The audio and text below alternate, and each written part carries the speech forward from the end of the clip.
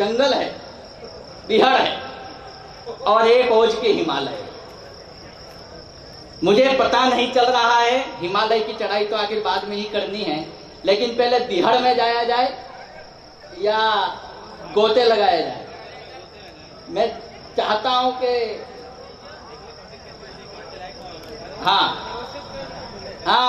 मैं चाहता हूं कि हम जंगल के भीड़ों में जाना चाहते हैं और शांति, तूफान, हास्य का बड़ा नाम होते हैं। बैठ जाएं भैया, हलचल बंद, जिसको निकलना हो निकल लें।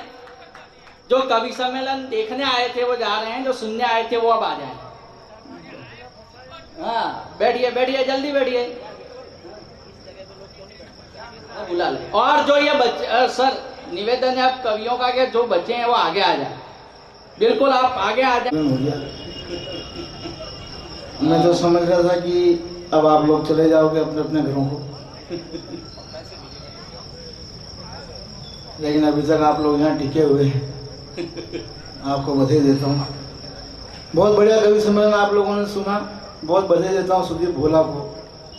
बहुत अच्छा काव्य पाठ और अंतिम गीत तो ऐसा सुनाया कि उसके बाद कुछ सुनाने की इच्छा किसी की हो नहीं रही है, लेकिन उसके बाद भी अब आए हैं तो कुछ ना कुछ करना है।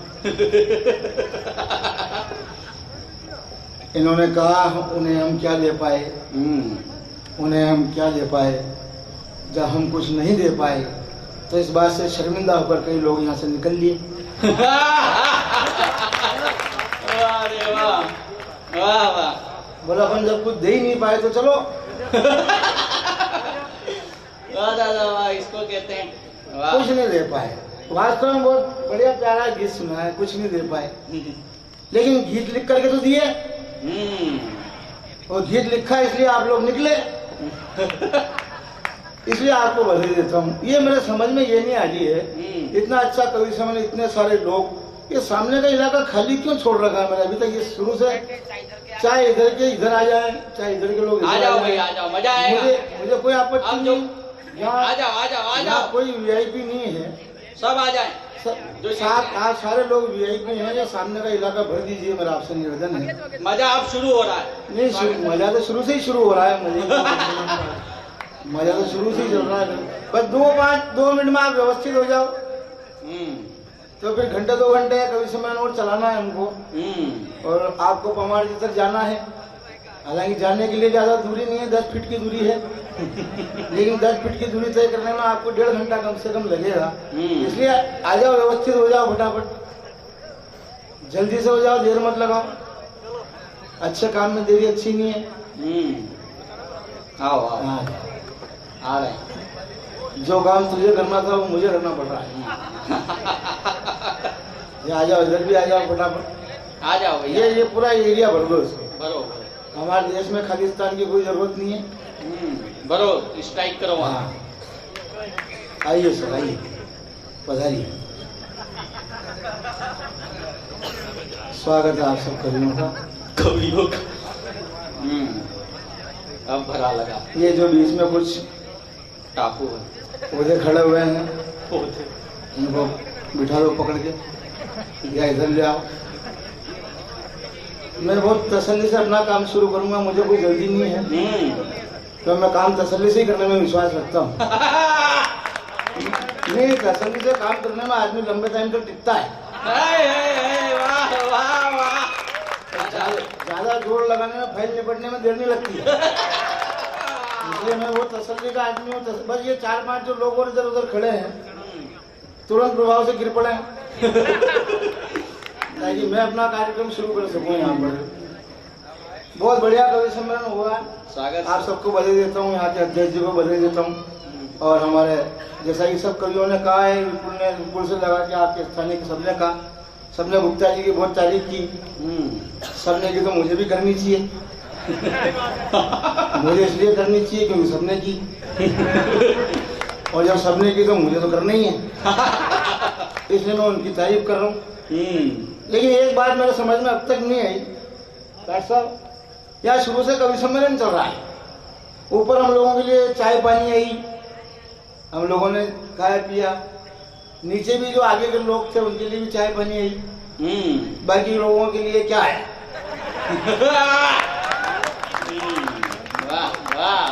बाकी लोगों के लिए आया शांति तूफान।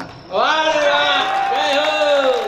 और मैं ये कह रहा हूँ कि देश का दुर्भाग्य यही है कि जो ऊपर वाले हैं और आगे वाले हैं उनको खाने पीने को मिल रहा है, बाकी को कुछ मिल नहीं रहा है। अरे वाह, शांति भाई। जब तक नीचे वाले लोगों को कुछ नहीं मिलेगा तब तक देश का उद्धार होने वाला नहीं है। वाह वाह। ये टेंशन है देश के अंदर है। इन टेंशनों में हम ये कवि सम्मेलन कर रहे हैं, बहुत वातावरण ऐसा बन गया एकदम। सभी कवियों ने मेहनत की और बहुत जरूरत से ज्यादा मेहनत की, हालांकि इतनी नहीं करनी चाहिए, फिर भी उन्होंने की। कई बार ज्यादा मेहनत करने से भी कार्यक्रम फेल हो जाता है। इसलिए मैं कह रहा हूँ मेहनत उतनी करो जितनी जरूरी है, लेकिन सब कर रहे हैं। ओ छाती माथे ठोक दिए, सब कर दिया। कोई लाहौर चला गया, कोई कराची चला गया। वो लाहौर में वो हाफिज सईद के बाप से कह जाए वंदे मातरम, तेरा बाप भी गाएगा। अब उसका बाप कहाँ से गाएगा? जो कब्र में चला गया वो आएगा क्या गाने के लिए? लेकिन उसको कब बुला लिया, बोला नहीं गाना पड़ेगा। हमारे देश में संकट बहुत सारे हैं, किसी का संपत्ति ये नहीं पड़ रही। हमारे देश में परंपरा क्या चल रही है? हमारे देश में परंपरा ये चल रही है कि जो आदमी कह रहा है मैं भारत माता की जय नहीं बोलूंगा, उसको टीवी वाले रात दिन बता रहे और इसको स्टार बना रहे। और अपन भी बेवकूफ, अपन भी लगता है उनके चाले। वो अपने को बेवकूफ बना रहे हैं, अपना टाइम खराब कर रहे हैं। एक आदमी ने कह दिया मैं नहीं बोलूंगा और पूरे देश के लोग हम भरने पड़ेगी, भरने पड़ेगी। और कवियों ने लिखती लंबी जोड़ी कविताएं, ये असदुद्दीन ओवैसी के खिलाफ मेरी फड़फड़ाती हुई नई कविता। फड़फड़ाती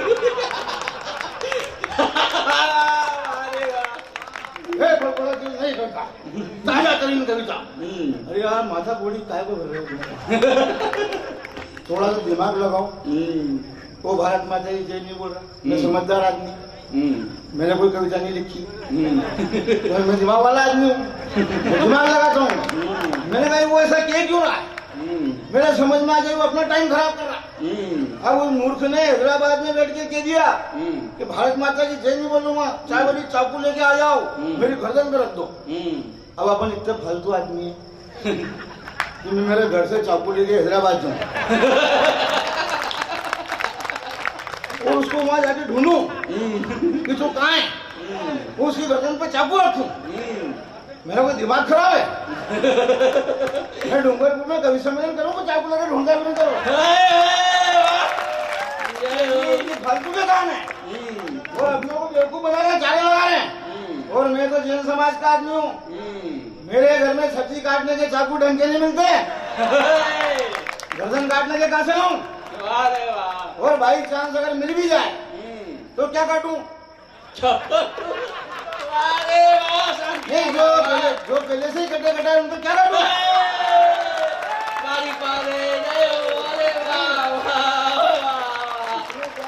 ताली बजाओ एक बार झूम के, बात समझ में आई। वाह, ताली वाली बजाने की जरूरत नहीं, ये रात भर थक गए हैं, अब ताली बजाने की जरूरत नहीं। सारे कवि थक गए की ताली बजाओ, मैं ऐसा काम नहीं करता, मैं किसी के प्राण देने का काम नहीं करता। अरे सब कवियों ने कहा, शुरू से जो कवि आया थोड़ा वहां से रहे, अभी तक मैंने नहीं कहा, सब कवि आ गए। एक बार मैं नहीं कह रहा हूँ, एक बार पूरा सदन मुझे आदेश प्रदान करे तो मैं अपना काव्य पाठ शुरू करूँ। अरे मैं नहीं कह रहा हूँ, मैं नहीं कह रहा, ये सब कवियों ने कहा, मैं तो कहता ही नहीं हूँ, मैं तो समझदार आदमी। काम निकलवा लिया। अब मुझे मालूम है, अब अपने को यहाँ काय के लिए बुलाया, काव्य पाठ के लिए बुलाया, तो अपने को यहाँ के काव्य पाठ ही करना है। तो उसमें आदेश क्या करना नहीं, मतलब कोई तेरे को चिट्ठी बदली लिख के लाके दे, चिट्ठी ले भैया तेरा काम शुरू कर, अपना जो लिफाफा था मिल गया तो अब यहाँ काव्य पार्टी करना हो करना। लेकिन ये माथा बड़ी है काम है, तो मैं बता रहा हूँ पूरा देश फालतू के कामों में उलझा हुआ। ये कन्हैया की बात चली, बहुत जेएनयू में नारे लगे। आज तक मैं बता रहा हूँ देश का दुर्भाग्य है, उसको स्टार बना दिया, उसको स्टार बना दिया।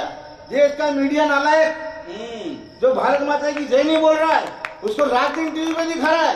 और मेरे शहर के लोग, हिंदुस्तान के करोड़ों मुसलमान लोग भारत माता की जय बुला रहे हैं, बोल रहे हैं, उनमें से एक को आज दिन तक टीवी पे नहीं दिखा। वाह वाह वाह वाह वाह तूफान की वाह। ये देश के हालात हैं, ये हालात है हिंदुस्तान के। हम कहाँ का सुधार करेंगे? वो जेल के बच्चों ने नारे लगा दिए। क्या नारे लगा दिए? घर घर से अफजल निकलेगा, घर घर से अफजल निकलेगा। यह कवियों की फफड़ाती हुई नई कविता ये का कहानी नहीं। अब जिसकी 2 कौड़ी की औकात नहीं उसको स्टार बना दिया जबरन का। मैंने कुछ नहीं लिखा, मैंने खाली दिमाग लगाया और मैं जानकारी खोज के लाया। मैंने कहा ये सब भूल क्यों रहे? तो मैं जानकारी खोज के लाया, वो आपको बता रहा हूँ। ज्यादा माथा खोली करने की जरूरत नहीं, ज्यादा दिमाग लगाने की जरूरत नहीं। वो क्या बोल रहे हैं? घर घर से अफजल निकलेगा, घर घर से अफजल निकलेगा।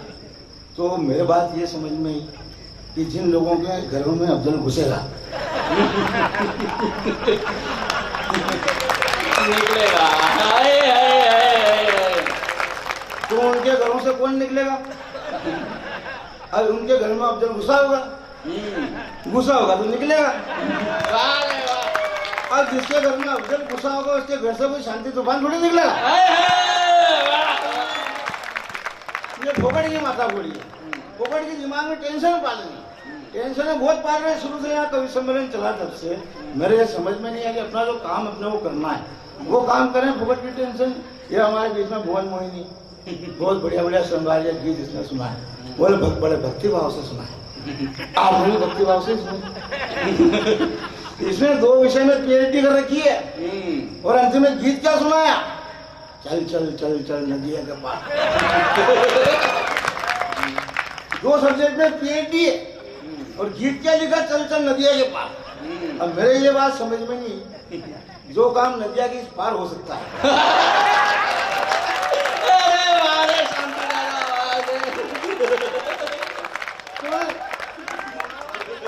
अब इस पार में काम हो सकता है, उसको करने के लिए उस पार जाओ। वो उस पार भी जाके वही करना है, तो वो यार इतना टाइम को खराब करना, इस पार ही कर लो। अरे लेना देना क्या है? मैंने उस पार जाने में डूब गए तो बहुत सारे तमाम है, टेंशन है यहाँ देश में, बहुत सारी टेंशन है। मुझे समझ में नहीं आ रही देश में कहाँ क्या व्यवस्थाएं चल रही है, क्या नहीं कर। मैं तो समस्याओं का समाधान का करूँ, आपको मालूम है। ये समाधान इन दिनों में खोज के लाया था, बहुत बढ़िया। ये स्वच्छता अभियान पे भी बहुत बढ़िया बात चली, उसका भी समाधान आपको बताऊंगा। लेकिन पहला समाधान आपके बीच में रखता हूँ। हमारे मंचों पे अक्सर एक चुटकुला सुनाया जाता है। हमारे कवियों के पास कोई आता है तो एक व्यक्ति आया कवि के पास, बोले यार तू मुझे ऐसे कोई स्कीम बता कि लोग मरने के बाद भी मेरे नाम को याद रखें। तो उस कवि ने उसको क्या कहा? कुछ नहीं यार, तू लोगों से ढेर सारा कर्जा लेके मर जा। ये मैंने नहीं कहा, उस कवि ने कहा। मैं तो दिमाग वाला आदमी, मैं तो फोकट की बात नहीं। मैंने कहा देख, ढेर सारा कर्जा ले, दे भी मत और जिंदा भी रहे, मरने की कोई जरूरत नहीं। मैं पूरे देश में लोगों को जीने की प्रेरणा देता हूँ और मेरी प्रेरणा देश से कई लोग लेके जा रहे हैं आजकल। सही बता रहा हूँ, जीने की प्रेरणा दो यार, मरने की क्या बात करनी। पूरे देश में कह रहा हूँ। तब मैंने उसको कहा समाधान देखना। मैंने कहा लोगों से ढेर सारा कर्जा ले, दे भी मत और मस्ती से जिंदा रहे। बोले यार दुकान साहब बेवकूफ बना रहा हूँ, लोगों से ढेर सारा कर्जे भी ले लूँ, दूं भी नहीं और जिंदा भी लूँ तो अगला जिंदा रहने देगा क्या? तब मैंने उसको समाधान बताया। मैंने देख समाधान सुन, जिन लोगों ने तुझे उधार दे रखा है वो जैसे ही तेरे पास पैसे मांगने आए, वो जैसे ही मांगने आए तो उनके माथे पड़ जाना। तेरा किस बात के पैसे मांग रहे हैं? काहे के पैसे? तो वो तुझे क्या कहेगा? मैंने तुझे उधार दिए इस बात के पैसे, तो तू कहना क्या बेवकूफ समझता है मेरे को? तू तो मुझे उधार दे और मैं तुझे नगद दूं।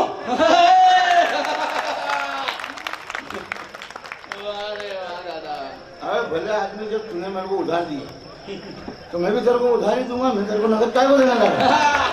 इसमें फुकट की टेंशन पालने की जरूरत नहीं है, इसमें काम हो जाता है। टेंशन नहीं है। हमारे देश में मोदी जी अभियान चला रहे हैं, मोदी जी बहुत बढ़िया अभियान चला रहे हैं, स्वच्छ भारत अभियान।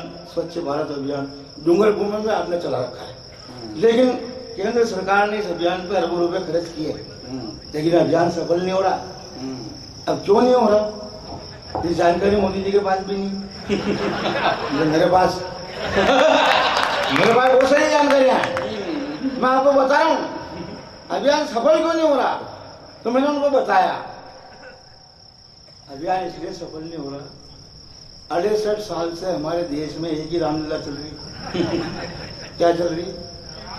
ये गांधी का देश है, ये गांधी का देश है, ये गांधी का देश है। वो उसमें चश्मे में भी वो गांधी का चश्मे फंसा रखा है स्वच्छ भारत में, ये गांधी का देश है। तो आदमी सोचता है यार देश तो गांधी का है, फिर सभी मैं काय को करूं? अरे वाह दादा वाह। भाई मेरा तो है ही नहीं, मेरा नहीं तो मैं काय को सभी करूं यार? वो यहाँ गंदी भी पड़ी है तो देश गांधी का है, तो गांधी आएगा सफाई करने, मैंने क्या लेना देना?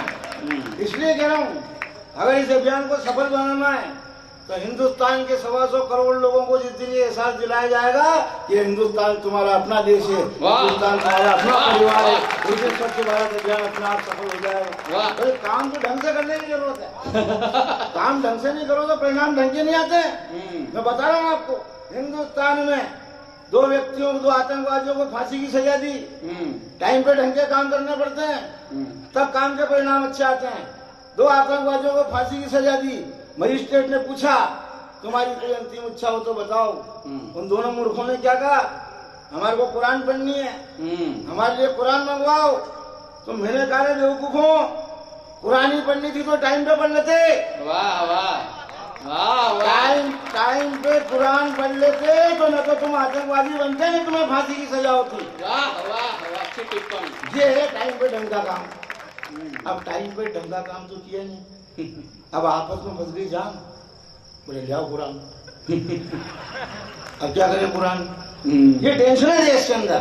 ये वो बादशाह आए राजेगढ़ सिद्धि से, रालेगढ़ सिद्धि, क्या नाम उनका? अन्ना। 4-5 छोटे छपारों को पकड़ के लाए, छोटे छपारों, और वहां जाके बैठ गए। हम लोग 5 बिल बनाना है, भ्रष्टाचार भगाना है, भ्रष्टाचार भगाना है। मैंने कहा टाइम पे ढंग का काम करते तो सारे काम होते। मैंने कहा बा साहब जिस उम्र में आपको उठना था उस उम्र में उसमें तो आप बैठना है। तो बैठ नहीं था तो टाइम पे बैठते, टाइम पे बैठते तो परिणाम आते, और टाइम पे तो बैठे ही नहीं। और क्या नाम भ्रष्टाचार भगाना है, भ्रष्टाचार भगाना। और इन मूर्खों ने क्या कहा, पूरे देश को बेवकूफ बनाया। दिल्ली के मुख्यमंत्री ने, उसके 4-5 सिपा सलारों ने क्या कहा, पूरा देश खड़ा हो गया भ्रष्टाचार के खिलाफ। कौन कौन खड़ा हो गया? पूरा देश खड़ा हो गया। आज तक देश के लोगों को ये समझ में नहीं आ रही है कि जब पूरा देश खड़ा हो गया तो फिर कर कौन रहा है? अरे भाई पूरा देश तो खड़ा हो गया, ये तो बैठा कौन है? मतलब बेवकूफ बनाने का काम चल रहा है इस देश के अंदर। और मैं भ्रष्टाचार को भगाने का समाधान में बता रहा हूँ, काम को तरीके से करो, परिणाम आ सकता है। आदमी को जो काम करने की कहोगे वो नहीं करेगा, जो नहीं करने की कहोगे वो करेगा। देश में आजकल नए तरीके चल रहे हैं। ये आसपास में कोई दीवार हो तो देख लेना, दीवार, वो दीवार के, जिस दीवार के ऊपर लिखा हुआ हो कि इस दीवार पर यहाँ खड़े होकर फलाना काम करना मना है, तो आदमी वहीं खड़ा होकर करेगा। वो टेस्ट करेगा यहाँ करना क्यों मना है, वो जानकारी करना चाहता है। जिस काम के लिए मना करोगे वो पहले करेगा, यार यहाँ करना क्यों मना है, वो करके देखता है। इसलिए मैं कह रहा हूँ भ्रष्टाचार करना मना है नहीं, भ्रष्टाचार करना है। भ्रष्टाचार कीजिए तो आदमी नहीं करेगा। वो कहेगा यार मेरे को क्यों कह रहा है भ्रष्टाचार करो, मैं नहीं करूँगा। और मैं सही कह रहा हूँ, आपको प्रैक्टिकल करके देखना, आप प्रैक्टिकल करके देखना। इतनी सारी भीड़ है या इतने सारे लोग हैं, किसी एक आदमी को मैं ऐसे कह दूं या तुम कह के देख लेना, बच्चा कोई खेल रहा हो और पवार साहब आग से लगा करके विपुल पंड्या साहब कोई भी कह के देख लेना, नहीं मानेगा। उसको आप क्या नहीं जाएगा, वो कहेगा मुझे क्यों बता रहा है, क्या कहा, नहीं भागेगा। और उसको आप बुलाओ, इधर वो नहीं आएगा। उसको टेंशन हो जाएगी, मेरे को कल को बुलाया। तो ये बच्चा अगर बात नहीं मांगेगा उसको वो आएगा तो नहीं आएगा। देश में समस्या नहीं ये बची पड़ी है, अपन ढंग से इलाज करें, ढंग से समाधान खोजें। अब समाधान खोजे कहाँ से? ये तो बेटी बेटी बेटी बेटी के पीछे पड़ गए 3-4 बेटी करो बेटी करो। और एक बाप की बेटी हो सकती है, बेटी का बाप नहीं हो सकता। क्यों नहीं हो सकता भाई? मैं तो हूँ और आप भी कोशिश करो तो क्यों नहीं हो सकता? नहीं, इसमें कौन सी बड़ी बात है यार, मेरे समझ में नहीं आ रही। बेटी पे अरे बेटी वैसे इसमें कौन सी बड़ी बात है? 2 बेटियां मैंने अपने घर में पैदा कर रखी है और पूरे देश में जहाँ भी जाता हूँ कहता हूँ और कहीं करनी हो तो मुझे बताओ। नहीं, इसमें कौन सी बड़ी बात है? मैं उन परिवारों में जाकर हाथ जोड़ कर निवेदन करूंगा कि 2 बेटियां मैंने अपने घर में पैदा कर रखी है, आप भी अपने घर में बेटी पैदा करो। कौन सी बड़ी बात? खाली काम को तरीके से करने की जरूरत है और क्या है? ये भोगड़ की माथा फोड़े देश के अंदर चल रही है। और मैं कई जानकारी आपके बीच में रखता हूँ। यहाँ हमारे आदरणीय प्रोफेसर जिनके लिए आपने कहा आचार्य महर्षि आचार्य एक ही बात है। ये महर्षि वैसे प्रोफेसर हैं बहुत बड़े, उधर वो मास्टर, ये मास्टर, ये मास्टर, ये प्लास्टर है, ये प्लास्टर, ये इतने सारे मास्टर इकट्ठे कर लिए। अब यहाँ इतने सारे मास्टर क्यों बुलाए? ये देश का दुर्भाग्य है। नहीं, ये दुर्भाग्य नहीं है। दुर्भाग्य ये है कि देश हिंदुस्तान वो देश हिंदुस्तान वो देश जिसने सारी दुनिया को शिक्षा दी। एक समय था जब सारी दुनिया के देशों के लोग जिस देश के अंदर शिक्षा ग्रहण करने आया करते थे, आज 68 साल में उस देश की क्या दुर्गति हुई शिक्षा के मामले में। आज उस हिंदुस्तान को अपने देश के अंदर सर्व शिक्षा और साक्षरता जैसे अभियान चलाने। क्या बात है, वाह वाह वाह। ये दुर्गति हुई शिक्षा की। अब ये दुर्गति हुई क्यों? उसका कारण बता रहा हूँ आपको। टाइम पे ढंग के काम नहीं किए बस आप। दुर्गति का कारण बता रहा हूँ, कारण नोट करना। कारण क्या है? आज भी जैसे जुलाई का महीना आता है, जुलाई जो बच्चे स्कूल जाते हैं, सरकार के लोग उनको स्कूल छुड़ा के गली मोहल्लों में उनकी रैलियां निकलवाते हैं। आपने देखी होगी बच्चों की रैलियां। बच्चे वैसा नारे लगाते हुए निकलते हैं। और क्या बच्चों को स्कूल भेजो, बच्चों को नारे लगाते हुए जाते हैं। सरकार ने बच्चों के लिए दोपहर का खाना फ्री, पढ़ने की सारी सामग्री फ्री, अरबों खरबों रुपए खर्च कर दिए। 2585 करोड़ रुपए तो राजस्थान का बजट है सालाना साक्षरता मिशन का। हिंदुस्तान का कितना होगा आप अनुमान लगाना। अरबों खरबों रुपए सरकार ने साक्षरता के मिशन पर खर्च किए। इसके बावजूद ये मिशन सफल नहीं हो रहा है। अब क्यों नहीं हो रहा? ये जानकारी किसी के पास है तो नहीं है? अभी मेरे पास में है, मेरे पास में आप तक पहुंचा हूँ। जानकारी नोट करना। ढंग का काम किया नहीं, सारे काम कर लिए, नारे लगवा दिए, रैलियां निकलवा दी, खाना फ्री, ये फ्री। वो ये सारे काम करने के बाद बच्चे स्कूलों में पढ़ने के लिए भी आए, लेकिन बच्चों के स्कूल में आते ही सरकार ने पहली कक्षा में पहला पाठ कौन सा पढ़ाया? छगन छगन घर चल। अरे वाह रे शांति ताली बजाओ रे एक बार बारीक टिप्पणी। वाह वाह वाह वाह। अच्छा एक बार से काम नहीं चला तो उसको वापस रिपीट किया। चल चल घर चल। अब मेरे समझ में नहीं आई, इतनी माथा फोड़ी करने के बाद में तो बच्चा स्कूल में आया, उसको आते ही क्या पढ़ाया? घर चल घर चल घर चल। गौ माता, गौ सारे काम नहीं होंगे। ये गौ माता ये बता रहे हैं देश की बहुत बड़ी समस्या है आज की तारीख में। हिंदुस्तान की अगर सबसे कोई बड़ी समस्या है, कोई अगर है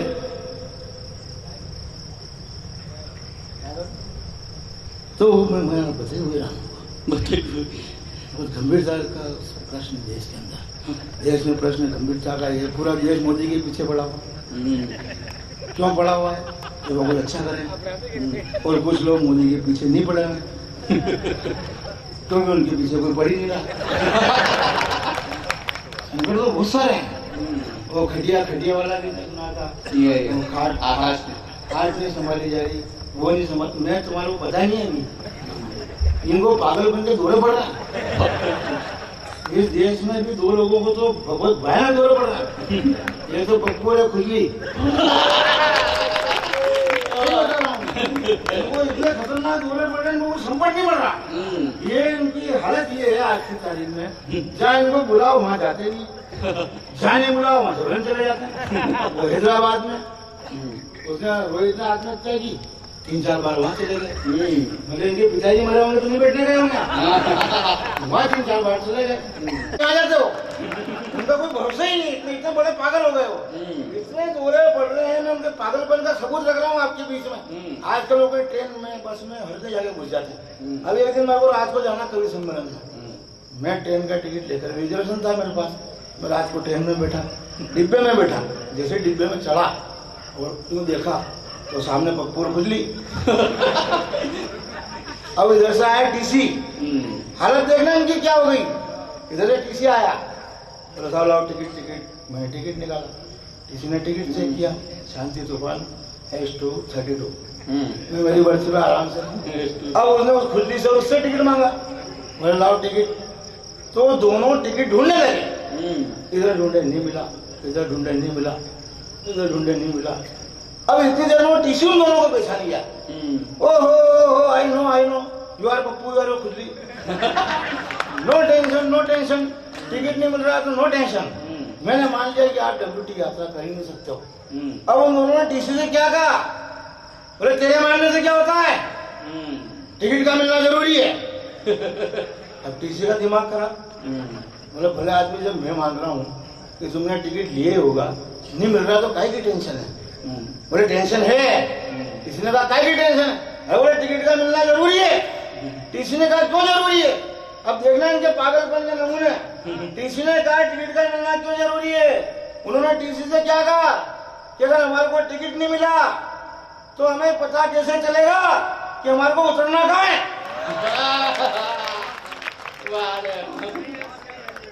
ये हालत जिन लोगों की हो गई हो, अब उनके बारे में अपन क्या माथा फूटी करना होगा। और वही पूरे देश में, वही पूरे दिन के कोई लेना नहीं देना नहीं। जब भाई 15 लाख आएंगे, किसने कहा था, किसने कहा। और वो अन्ना भी, उसको भी पागल बन के दौड़े पड़े। 15 लाख आ गए क्या, उधर लालू 15 लाख आए क्या, 15 लाख आए क्या, पप्पू गिरा, पप्पू लाख काला धन आया क्या। अरे तुम्हारे क्या लेना देना, आया कि नहीं आया तुम्हारे क्या मतलब। तुमने वोट देके सरकार बनी, हमने वोट देके सरकार बनी, हम तो कह नहीं रहे काला धन आया। नहीं, हमने सरकार तो हमने बनाई, वोट पूछ हो रहे हैं। अरे आ गया क्या, आ जाएगा तो हमारे पास आएगा, तुम्हारे पास आएगा क्या। लेकिन माता बड़ी पूरे देश के अंदर जब नहीं आया, ऐसा सही कह रहा हूं मैं, जब काला धन नहीं आया तब मैं बता रहा हूँ आपको, मैं शांति तूफान किसी जमाने में भुवन मोहिनी से ज्यादा गोरा हुआ करता था। देश की टेंशन पाल पाल के काला पड़ गया मैं, सही कह रहा हूँ। तब से मैं कह रहा हूँ काला धन नहीं आया, मैंने कहा मोदी जी नो टेंशन, मेरे पास भेजो किसको चाहिए काला धन, किसको चाहिए और कितना चाहिए, मैं जवाब देता हूँ। ये काला धन वाला है, और बोले कहाँ है, कोई काला धन वाला धन नहीं होता है। बोले काहे को नहीं होता है, मैंने हम कह रहा हूँ नहीं होता है, हम कह रहा हूँ कोई काला धन वाला धन नहीं होता है। बोले वो काहे को नहीं होता, मैंने इसलिए नहीं होता, हम भारतीय आदमी, हम भारतीय परंपरा से जीने वाले लोग, हम भारतीय दर्शन से में विश्वास रखने वाले लोग, हम भारतीय संस्कृति में विश्वास रखने वाले लोग। हमारी भारतीय संस्कृति में क्या कहा गया है, भारतीय संस्कृति में कहा गया है वसुधैव कुटुंबकम। वसुधैव कुटुंबकम का मतलब होता है पूरा विश्व अपना परिवार होता है, और पूरा विश्व जब अपना परिवार होता है तो कैसा वहाँ पड़ा हो चाहे यहाँ पड़ा हो, पड़ा तो परिवार में होता है।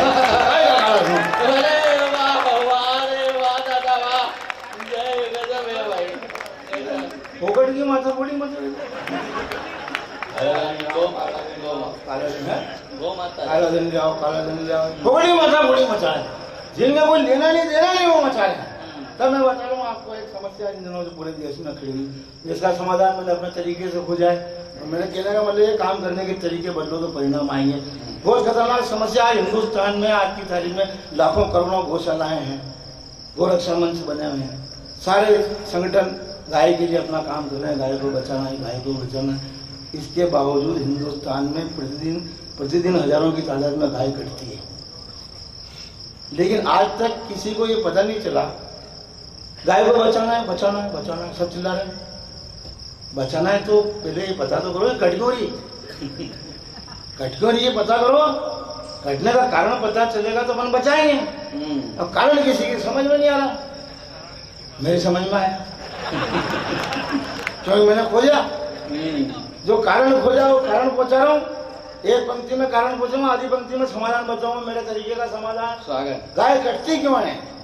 गाय इसलिए कटती है कि हमारे जितने भी साधु संत गाय के लिए कथा करने वाले, गोरक्षा मंच वाले, सब लोग वो एक ही बात रट्टा मार रखा उन्होंने।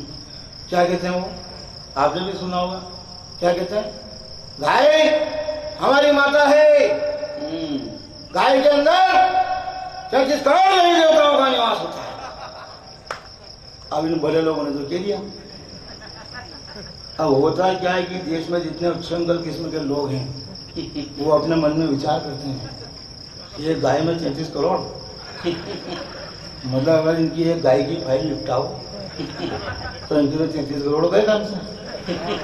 अरे बोले काटो, इसलिए गाय कट रही है, इसलिए गाय कट रही है। और अगर गाय को कटने से बचाना है तो ये गाय में 33 करोड़ बताना बंद करो, कोई जरूरत नहीं है। और कल से ये कहना शुरू करो कि गाय जो है ये अल्लाह की गाय है। अरे दादा वाह, इसमें अल्लाह निवास करते हैं। अपने 33 करोड़ बाहर निकालो, अपने 33 करोड़ बाहर निकाल के अल्लाह में फिट कर दो। अपने 33 करोड़ भी आराम में, गाय भी आराम में, अपने क्या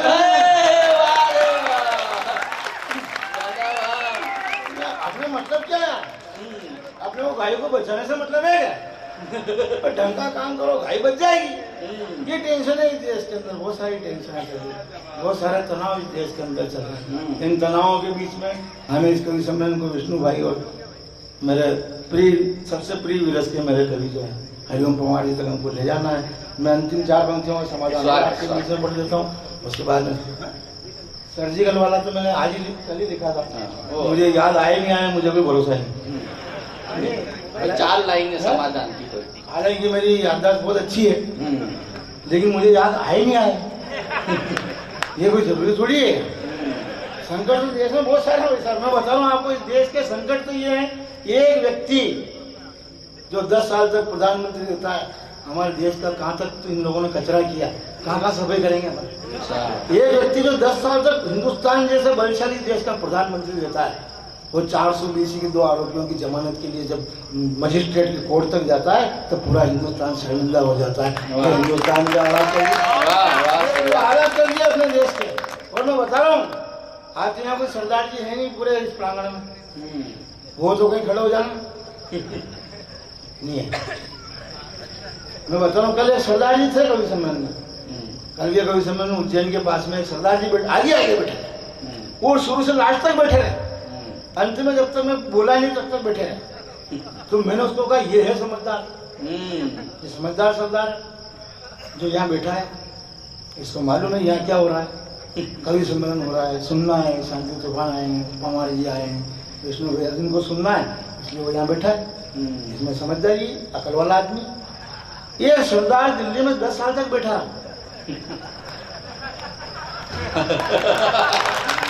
अरे वाह, उसको 10 साल में पता नहीं चला कि मुझे यहाँ क्यों बिठा रखा। वो तो जब कोयला घोटाले में सम्मन आया तब उसे पता चला कि मैं क्यों बिठा रखा। यही देश के हालात इन लोगों ने कर दिए। अरे सर्जिकल स्ट्राइक बहुत बढ़िया बात है भाई। सर्जिकल स्ट्राइक बोलो, सर्जिकल स्ट्राइक आपने की भी है तो आप इसको देश वालों को क्यों बता रहे हो? मतलब नहीं बताएं, हमने कोई अच्छा काम किया तो नहीं क्या? इन मूर्खों को तो ये पता नहीं है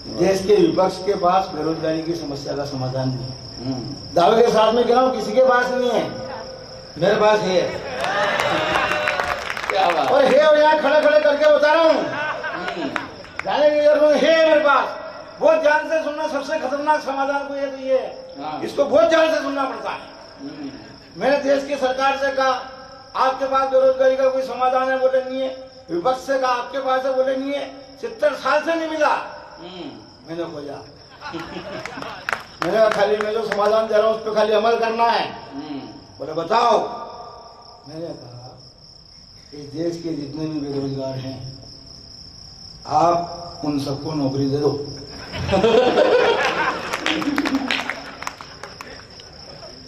और बोले तू समाधान बता रहे, टेंशन दे रहा। मैंने कहा क्या हुआ? अरे बोले नौकरियां नहीं है, और नौकरी पे रखे ना चुकाने के लिए खजाने में तनख्वाह नहीं है। तो मैंने कहा ओरिजिनल समस्या अब सामने आई है, बेरोजगारी समस्या नहीं है, समस्या है देश में नौकरियां नहीं है। समस्या है नौकरी पे रखे तो सरकार के खजाने में पैसा नहीं है तनख्वाह चुकाने का। तो शांति तूफान मंच पे खड़े होकर के समाधान बताता है और दावे के साथ में बताता है, देश की भ्रष्ट व्यवस्था की पोल भी खोलता है। मैंने कहा आपके पास नौकरियां नहीं है, नहीं है। आपके पास चुकाने के लिए तनख्वाह नहीं है, नहीं है। मेरा कोई टेंशन नहीं। अब मैं शांति तूफान बेरोजगारी का समाधान बताता हूँ और मैं दावे के साथ में कहता हूँ इससे समस्या का समाधान नहीं होगा, जीवन में कभी किसी कवि सम्मान के मंच पर नहीं चढ़ूंगा। दावे के साथ समाधान बताता हूँ। मैंने कहा आपके पास नौकरियां नहीं है, नौकरी पे रखो, चुकाने के लिए तनख्वाह नहीं है। मैंने कहा कोई टेंशन नहीं, मैं शांति तूफान हिंदुस्तान के तमाम बेरोजगारों की तरफ से गारंटी लेता हूँ, एक भी बेरोजगार आपसे काम करने के बदले में एक नया पैसा नहीं लेगा। आप खाली उसको काम पे रख लो, अगर उसमें कमा खाने के लक्षण होंगे अरे वाह दादा वाह। अगर उसमें कमा खाने के लक्षण होंगे वो वैसे ही कमा खाएगा। नहीं तनख्वाह से कौन सा काम चलता है? ये सरकारी कर्मचारी जो नौकरी कर रहा है उसको घर बिठाओ, उसकी तनख्वाह उसके घर बैठे पहुंचाओ, उसको क्यों कि तू तेरा काम तनख्वाह से चला, उसकी जगह काम बेरोजगार आदमी से लो, वो तनख्वाह से अपना काम चलाएगा और वो अपना काम चले लेगा। समाधान। अब इसमें तुम्हारा काफी टेंशन है, खाली अमल करना है। मेरी समाधानों पे लोग अमल करें तो कमल तो मैं घर घर में खिला दूं, कोई टेंशन वाली नहीं होगी। तब मैं ये समाधान आपके बीच में रखता हूँ 1.5 मिनट का। हमारे देश, हमारे हिंदुस्तान में जब ये कानून बना, सारे शहरों में कानून लागू है, स्वच्छता अभियान के तहत भी लागू है। सार्वजनिक स्थान पे गंदगी करना, थूकना ये अपराध है और इस अपराध को करने वाले पर 500 रुपये से लेकर 2500 रुपये तक का जुर्माना है। जब ये कानून बना तो मैंने इसका समाधान खोजा, जो खोजा हुआ आपके बीच में रखता हूँ कि ये बात तो सब अच्छी तरह से जानते हैं, ये बात तो सब अच्छी तरह से जानते हैं कि इस देश के नेता अपने आप को सार्वजनिक व्यक्ति मानते हैं। ये बात तो सब अच्छी तरह से जानते हैं कि इस देश के नेता अपने आप को सार्वजनिक व्यक्ति मानते हैं। अब अगर व्यक्ति सार्वजनिक है तो उसका शरीर होगा सार्वजनिक स्थान,